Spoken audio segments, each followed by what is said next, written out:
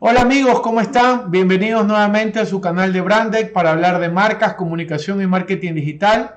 El día de hoy me encuentro con una querida amiga, Sonia Llanes. Ella se dedica mucho al tema de las relaciones públicas y justo el día de hoy me gustaría conversar de eso. Sonia, muchísimas gracias por tu tiempo, por tu espacio. Sé que estamos en diferentes usos horarios, así que espero que no interrumpamos más, pues, ¿no? No te preocupes, todo súper bien. Además que sigo conectadísima con Ecuador y otros países de habla hispana. Entonces, en el horario ya estoy sincronizadísima. Chévere, Sonia. Oye, cuéntame una cosa, ¿cómo así te dedicaste al tema de relaciones públicas? Porque yo me acuerdo que tú eras profesora y de repente relaciones públicas 100%. ¿Qué pasó? No, yo hacía primero, fui relacionista pública y de ahí realmente empecé a dar clases en la U. Ah, ok, Te ok. diré que yo empecé a hacer relaciones públicas a los 19 años No por el te programa Nacional creo. del Trabajador, el PMT, del Banco Central, no sé si recuerdas, que era un brazo de toda la parte social del Banco Central del Ecuador cuando tenía eso, antes de que se quitara. Ok. Entonces yo manejé las relaciones públicas de ellos desde el 98, calcula, hasta el 2004, 2003. A la par que estudiaba periodismo, ojo, ¿no? Estudié Ok. periodismo. Pero mi vinculación súper fuerte con las relaciones públicas y la comunicación justamente se da por esta afinidad entre el periodismo y a veces hasta el dar clases. ¿Por qué? Porque yo también inicié a escribir en revistas corporativas, ¿ya? Entonces, por ejemplo, trabajé en Vistazo y luego pasé a hacer fascículos comerciales, los que ahora le dicen las revistas especiales o las ediciones especiales. Entonces, yo hice, por ejemplo, cuando lanzaron el Malecón, imagínate, cuando se No inauguró el te Malecón, creo. León Febres Cordero, que estaba en vida, yo hice el suplemento, que le decían así, el suplemento del Malecón, ya cuando se lanzó.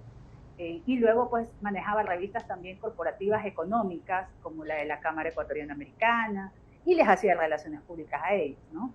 Entonces, siempre tuve como que dos actividades principales, las asesorías en relaciones públicas y las clases que daba. Es más, siempre como que ponía eso en letra pequeña, o sea, no voy a dejar de dar clases nunca. Entonces siempre le explicaba a cualquiera que me contrataba.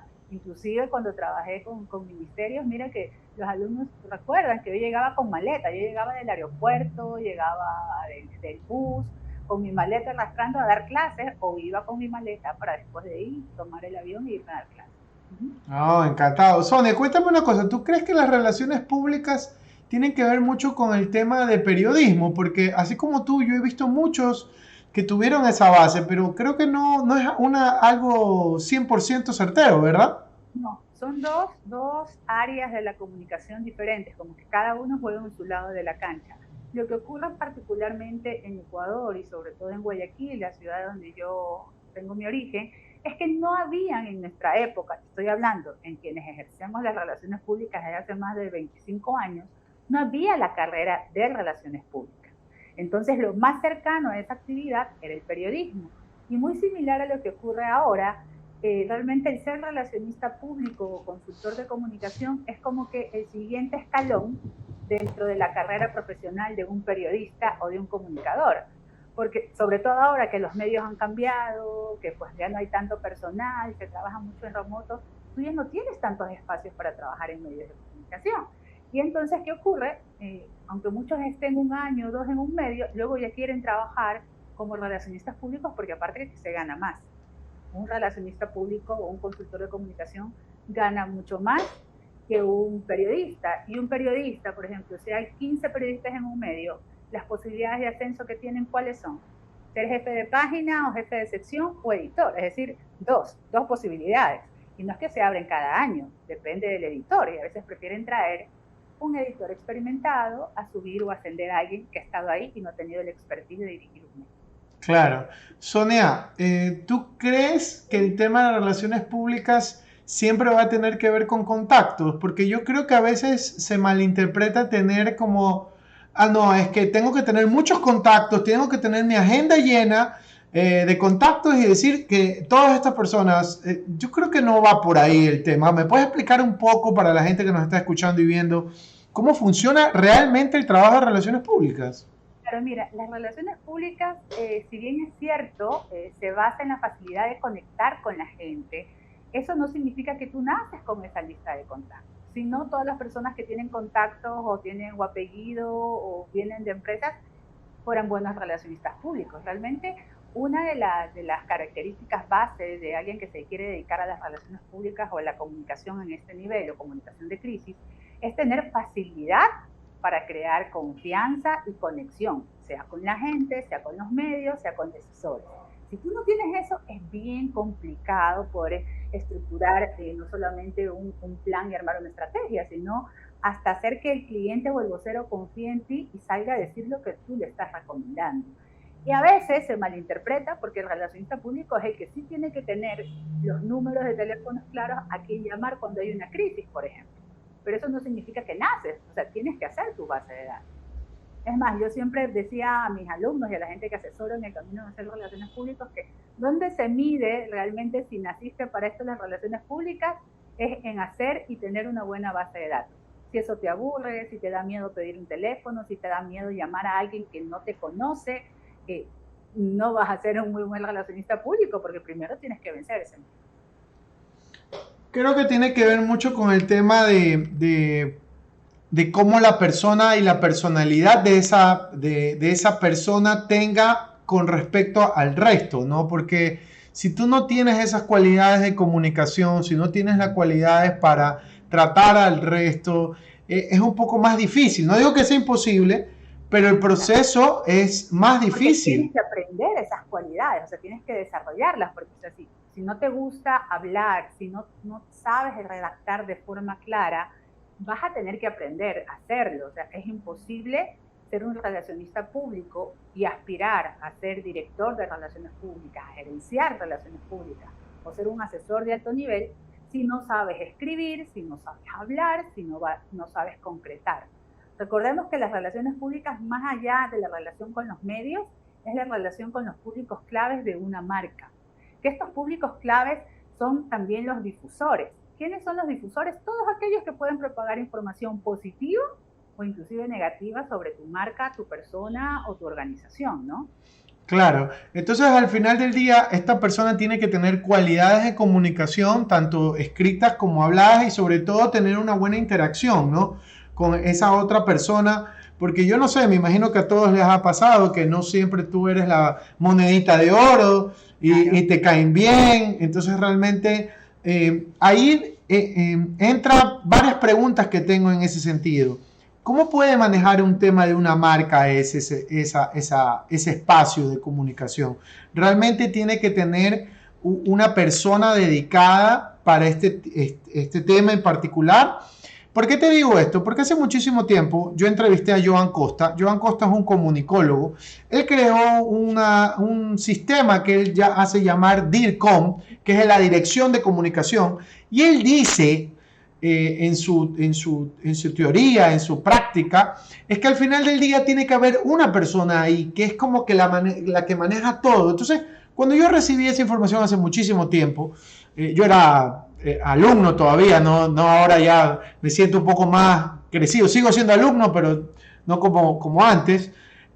Yo decía, bueno, y esta persona entonces tiene que ver con todo, entonces creo que va por la parte que estás mencionando, o sea, por ahí tiene que ver el tema de las relaciones y las marcas, ¿no? Sí, mira, yo en eso coincido plenamente con Joan Costa y si lees mi LinkedIn vas a ver muchas publicaciones en las que yo siempre sostengo que la persona de comunicación o relaciones públicas es vital en una organización, que para su real desarrollo, para conseguir objetivos que sean positivos para la marca o la empresa, debe tener independencia del departamento de marketing. El problema en muchos casos en países como el Ecuador es que no hay presupuesto ni para tener un gerente de marketing rankeado, peor para poder contratar a una gerente de comunicación o una directora de comunicación. Entonces, ¿cuál es ahí la salvedad? Ponemos a alguien de marketing que sea marketing y comunicaciones o marketing y relaciones públicas. Y entonces pones a un comunicador a cargo de marketing, que no es lo mismo, o a un marketero a cargo de relaciones públicas y comunicación, que tampoco es lo mismo. Correcto. ¿no? Entonces, sí ocurre, y mira, yo recuerdo hace unos 6 años, yo dirigí una tesis de una maestría de una colega en que ella hacía el análisis de cómo influye en las empresas tener un departamento y un director de comunicación versus las otras empresas que no tienen. Y un parámetro que usó es analizar este ranking de las empresas más grandes del Ecuador que lanza la revista Vistazo. Correcto. Coincidentemente, las 10 empresas que estaban en el top tenían director de comunicación y tenían su director de marketing, es decir, tenían dos áreas fuertes. ¿Ya? ¿Por qué? Porque recordemos que la reputación, la percepción de los públicos, que ojo, no solamente es la gente que te ve o te lee en un periódico, los públicos también son los inversionistas, son las autoridades. Los stakeholders, todos. Exacto, son todos. Importa el momento de hacer negocios, importa el momento de hacer un lanzamiento, importa el momento de hacer alianzas. Entonces, hasta que no tengamos claro eso, vamos a ver cómo perdemos oportunidades.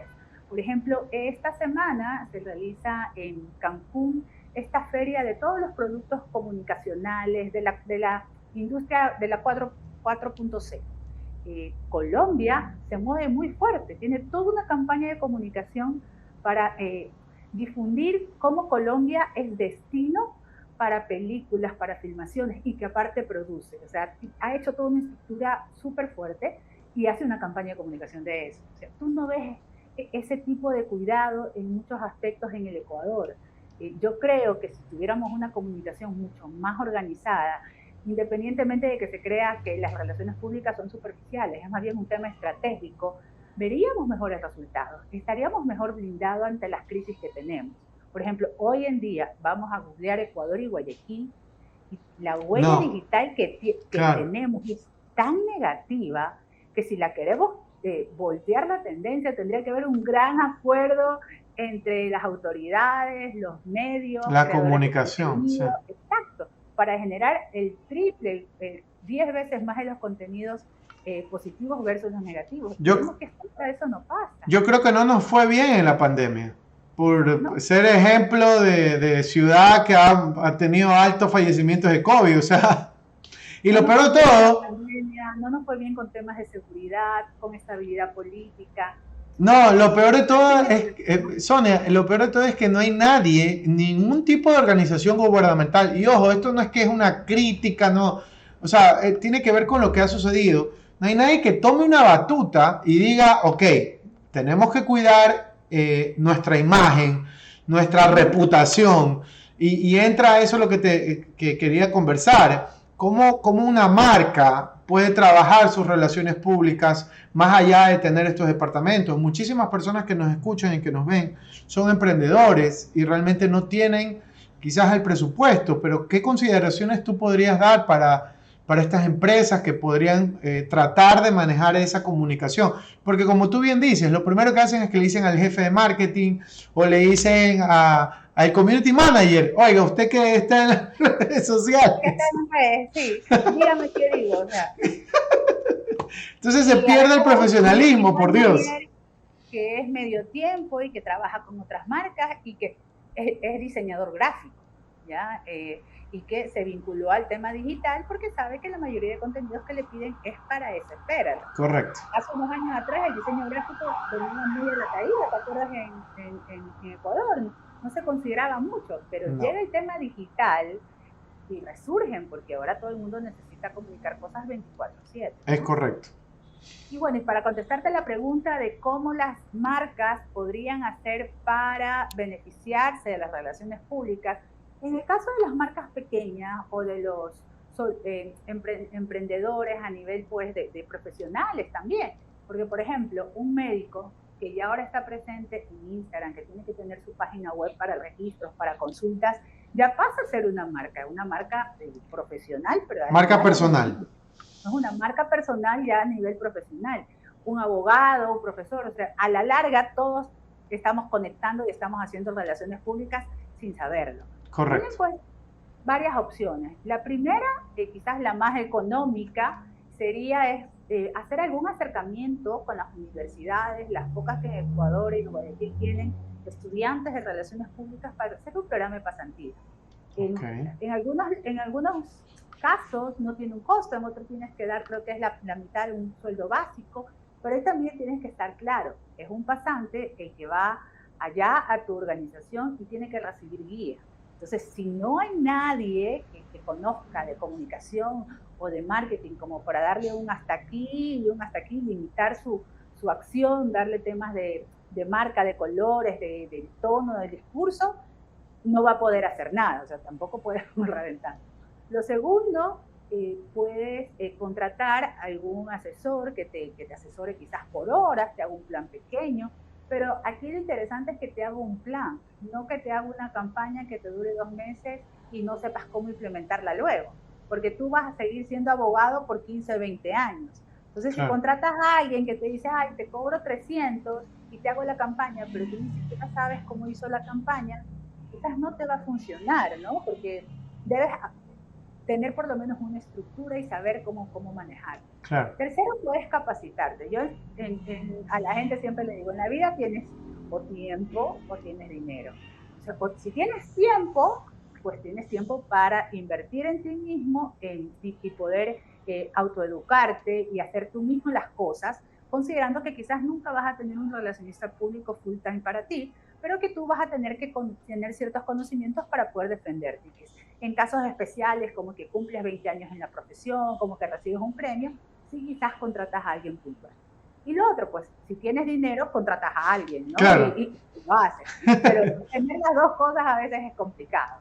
Pero yo creo que esas son como las tres opciones más aterrizadas, porque estamos hablando que cuando contratas para una campaña grande, así sea para una marca mediana, y ojo, porque a veces la gente piensa que te van a cubrir por el volumen o el tamaño de tu negocio. No se dan cuenta que es más difícil hacer una campaña de relaciones públicas para un negocio pequeño, porque tienes que crearle toda esa imagen de proyección, de De poder, crecimiento. de crecimiento, de relevancia. Es más difícil que te llamen a ser vocero en un medio o invitarte a un live que la gente te vea si recién estás iniciando. Entonces, tienes que echarle mucha cabeza. Entonces, es mentira que porque mi negocio es pequeño me tienen que cobrar en pequeño. No funciona así en Claro. relaciones públicas, ¿no? Y aparte que ahora en digital todos tienen el mismo espacio, es decir, tú puedes ser un emprendedor, pero tienes los mismos metros cuadrados que una multinacional. Y Claro. tienes la misma posibilidad con tu página web, con tus redes, o sea, y hemos visto el caso de gente que en un año su marca cómo creció en tiempo de pandemia porque supieron hacer las cosas bien en digital. Así es. Y Sí. otras marcas que se estancaron y que yo Correcto. te aseguro que hasta este momento no tienen un plan de crisis por si llega una cuarta ola. Porque nosotros los seres humanos somos especialistas en hacerlo de la avestruz, ¿no? Ya pasamos el problema, vamos a lo siguiente. Y la cuarta ola acá en Europa está llegando, por ejemplo. Claro, es correcto. Oye, tocaste un tema que antes de terminar quería conversarlo, porque tiene que ver mucho con el tema de relaciones y en contexto general del todo, ¿no? Que es el tema de las crisis. ¿Cómo hacemos? ¿Cómo las manejamos? Creo que a veces, por ejemplo, cuando ha pasado que se cayó Facebook, yo decía y hacía la broma, la gente que trabaja en redes sociales y en digital debe estar dando vueltas como loquito porque no sabe qué pasó porque se cayó Facebook, se cayó Instagram, se cayó WhatsApp. Entonces, ¿qué ocurre con el tema de las crisis? ¿Cómo una marca lo puede manejar? ¿Cuáles son esas recomendaciones que tú nos podrías dejar? Mira, lo más importante en las crisis es anticiparte, ¿ya? Las mejores crisis son las que tú puedes prevenir y las lees entre líneas. Y eso ocurre generalmente cuando hay un comunicador, un relacionista público que trabaja de planta en un sitio, porque te está como que oliendo. Nosotros somos como que los abuesos, ¿no? Que olfateamos los problemas. En un lugar donde yo trabajé por mucho tiempo, que era directora de comunicación, me decían dulce ave negra, ¿ya? Imagínate, dulce ave negra. ¿Pero por qué? Porque cuando un gerente veía que yo llegaba a su oficina, porque yo tenía la facilidad de llegar sin sitio y sin nada, decía, ¡ah! Algún problema, ¿qué pasó? ¿Ya? Y es porque yo llegaba a decir, mire, hay que poner un semáforo aquí, o tenemos que contratar tal cosa, porque yo siento que va a ocurrir, pero ¿por qué? Porque esa percepción venía de mi lectura de los comentarios que habían en redes sociales, que habían en las diferentes oficinas. Tiene que haber alguien que conecte los puntos. Y entonces ahí para contestarte, ¿cuál es lo primero que se debe hacer en tema de crisis? Es anticipar. Entonces, hacer un mapeo, así sea chiquito, una lista, las 10 peores crisis que nos puedan pasar, ¿sí? Luego, ¿a quién tengo que llamar? ¿Qué debo decir? Y adicional a eso, debes tener una hojita, no más grande, porque yo sé que la gente, documentos y documentos no son prácticos, no sirven. Debe haber una hojita con un protocolo. Por ejemplo, ¿quién autoriza a llamar a la reunión cuando ha iniciado una crisis? Es decir, ¿quién da el campanazo y dice esto es crisis? Porque si tú esperas que sea tu CEO o tu gerente general, estás frito. Claro. No es responsabilidad de él decir hay una crisis.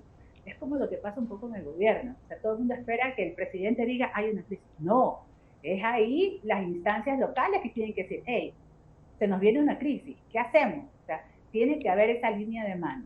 Lo segundo, una vez que tú ya dices, hay una crisis, alguien debe decidir para esta crisis quién va a ser el frente chiquito que va a comunicar. Siempre va a ser el comunicador, debe haber un legal, yo diría que ahora debe haber un informático o el de sistemas. Generalmente, si la crisis tiene que ver con el personal, tiene que estar el gerente de talento humano como invitado al comité, y también la persona de marketing. Y mira que en esto en LinkedIn también a veces yo tengo mis batallas porque la gente dice, no, pero es el de marketing que tiene que dirigir el departamento de crisis por los clientes. Digo, ¿por qué? ¿Por qué? Claro. No es con los clientes, es con todo el mundo. Si usted Así hace que es. el de marketing se encargue, no va a saber a qué medios llamar o si es prudente convocar una rueda de prensa enseguida o no va a saber quién. ¿Sí me explico? Correcto. Entonces, tiene que haber un petit comité de 3 personas que digan, por ejemplo, de comunicación llama al gerente o llama al dueño, y el dueño llama a su asesor legal y le dice, creo que se viene una crisis, sí, reunámonos, vía Zoom. O sea, eso es lo primero que tienes que hacer. Entonces, ya teniendo este comité, ya empiezas tú a hacer la primera declaración y a recopilar información. O sea, no puede haber, tiene que haber el mapeo de crisis, el protocolo de qué paso seguir y luego investigar, ¿sí? Como una especie de flujograma, ¿verdad? Como que el paso 1 pasa esto y si pasa esto, va para acá. Porque mira, el gran problema de una crisis no es el problema en sí que atraviesas, es que te desenfocas, ¿ya? Pierdes la disciplina para actuar. Entonces, si no hay nadie con la cabeza y la sangre fría, y tienes, imagínate, un CEO que es súper pasional, ¿ya? Tienes un legal que puede ocurrir también, que es muy cortante, quizás no es pasional, pero es cortante, es muy duro. Y tienes aparte un comunicador que es súper estresado, que a lo mejor sí tiene facilidad de palabra, pero es muy nervioso porque sí es apasionado y se le nota en la cara cuando hay un problema. O sea, tienes que tener la línea clara, porque en una crisis no todo el mundo es buen vocero en épocas de crisis. Tú puedes ser un buen vocero en épocas de paz, y eso es algo que yo sostengo, pero para la crisis no toda la gente es buena vocera. ¿Por qué? Porque se le nota en la cara la preocupación, en la mirada los nervios, en los gestos, el que no sabe qué decir. Entonces, hasta para la crisis, yo debo como organización definir quién va a ser mi vocero, que a veces no es el gerente, porque realmente se le nota cuando las cosas pasan, están yendo mal. Entonces, hasta eso es lo que yo debo tener claro. Yo diría que ahí haces como que un buen recuento.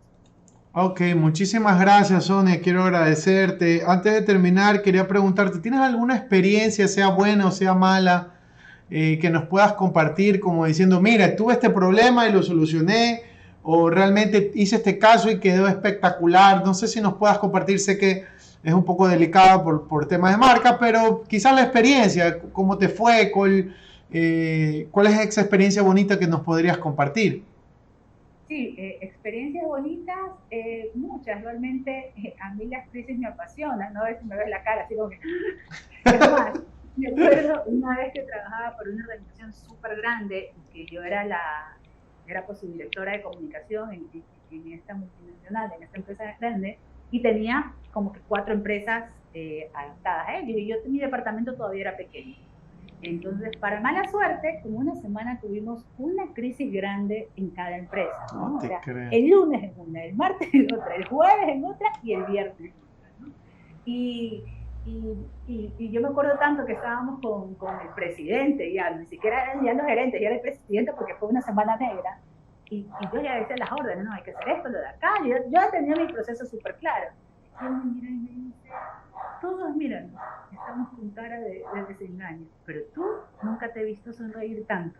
Y digo, es que ahora empieza mi trabajo. Digo, para mí, hacer las relaciones públicas es el día a día, pero una crisis es realmente en donde yo siento que se pone a prueba todas mis habilidades.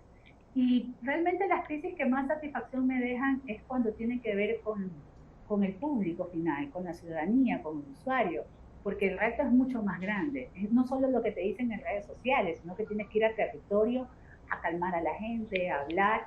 y a vigilar que las respuestas que tú dices que vas a solucionar se cumplan. Generalmente yo lo hago así, o sea, si yo ofrezco algo a nombre de la marca de la empresa, yo estoy cual garrapata en el cuello del CEO, no del gerente, diciendo, dijimos que iba a pasar esto, falta, ¿sí me entiendes? O sea, ya yo soy en eso, como dicen, ladilla. ¿Por qué? Porque yo di mi palabra, y eso yo les digo a mi gerente, o sea, yo di mi palabra. La gente se calmó porque yo fui a hablar, no fue usted.